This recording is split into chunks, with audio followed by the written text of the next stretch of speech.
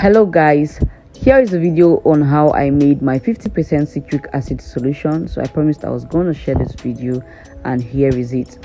So 50% citric acid solution simply means that it contains 50% of citric acid, and this solution is used to lower the pH of a product when it exceeds the expected pH of that product for it to remain effective.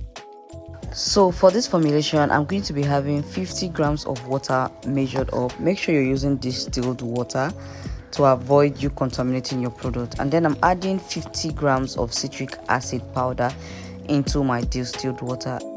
I'll go ahead to mix very well until the citric acid powder is fully dissolved in the water and solution becomes transparent.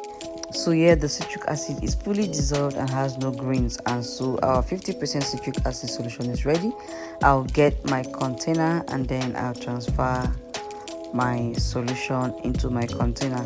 Make sure that you label this very well. It's very important so that you can get it handy whenever you want to reduce the pH of your product. So here's a simple tutorial on how you can make your 50% citric acid solution.